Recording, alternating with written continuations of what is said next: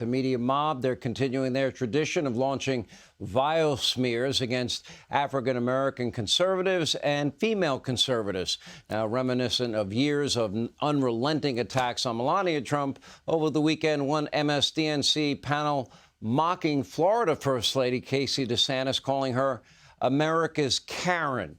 Take a look. Casey DeSantis is a fairly compelling political figure in Florida and now nationally. For many, she's the brighter side to Florida's angry governor. For others, she's become America's Karen. America's Karen. David Jolly. Well, I called her this, Serena Waterford wannabe. Needs to cut it out. There's all kinds of names for her. She needs to stop trying to measure the great drapes in the White House and think that she's some kind of Jackie O reincarnate. I mean, Casey DeSantis. Keep an eye on her, though. She's a wily figure. And the attacks on Supreme Court Justice Clarence Thomas, they are ramping up after the court released a number of conservative opinions.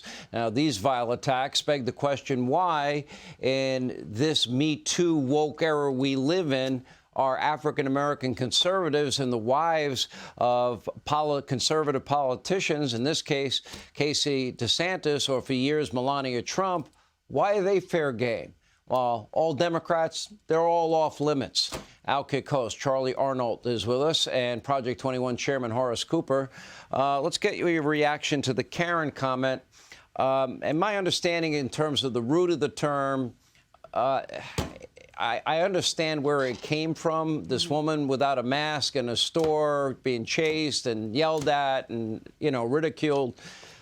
However, it seems to be taking on a new meaning. Your thoughts? Yeah, well, Karen does not apply, Sean, at all in any way to Casey DeSantis. I mean, you have a woman who holds herself in such high regard. I mean, she's a cancer survivor. She's a mother of 3. She's a wonderful wife. She stands by her husband. A lot of people are giving her flack for, compensating for his weaknesses, but I see that as a strength. Who doesn't want that in a wife? And I think that anytime you go against the woke mob, they are going to call you hateful, a bigot, a Karen in this case, because it means you're getting under their skin. So honestly, I think Casey DeSantis probably takes this as a compliment because she means she's doing something right. I mean, she's telling them not to come after our children because, they're dying to do that, so it bothers them. She's a conservative woman. She's just an easy target. Even when we saw Melania Trump in the White House, one of the most graceful, put together, poised first ladies, all of the fashion houses and magazines that were obsessed with Michelle Obama just the year before wanted nothing to do with Melania. They acted like she doesn't exist. So this is nothing new here. All right, let's get your take, Horace Cooper, on this issue involving the never-ending, unrelenting attacks that go on against African-American conservatives. Now, if African-Americans are attacked in any other way, the R word comes up. The racist accusation is made. How come this is done with impunity? There are no consequences at all whatsoever, and it happens repeatedly. The left believes that they own certain groups. They think they own Black Americans. They think they own women. When people who are Americans speak up with their views, one of the reasons we created Project 21 is because people have views. They are not black people, white people, or brown people. They are Americans. And this individual, Clarence Thomas, is the epitome of what it means to be an American. Yes, he's black that you can see with your eye.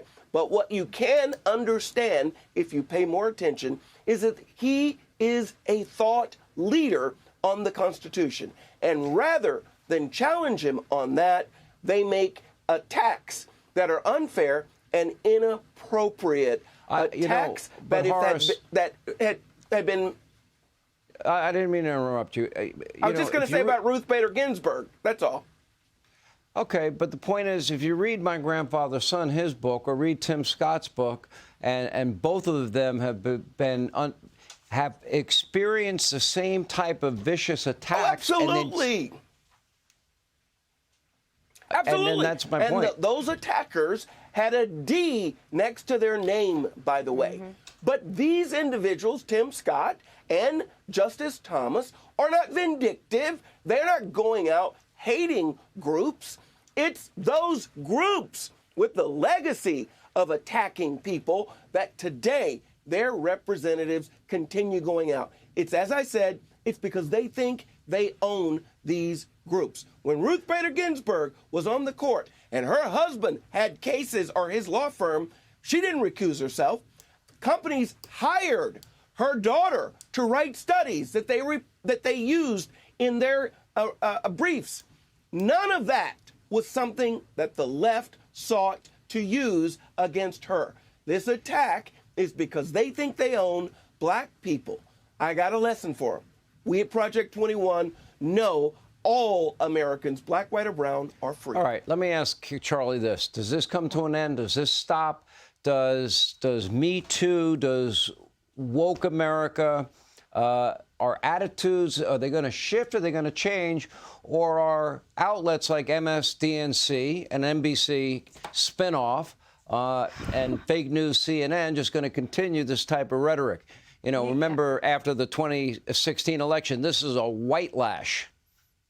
Yeah, I don't see it stopping. I don't think they have any reason to stop. They're not intelligent enough to stop. They resort to childish tactics because it's the only thing they know how to do. They don't have real points to prove, okay? They're trying to push an agenda that doesn't make any sense, and I think in their hearts they realize that, but they're out to see our country to its demise. And so, no, it's not going to stop, especially not on conservative women or conservative minorities. No way.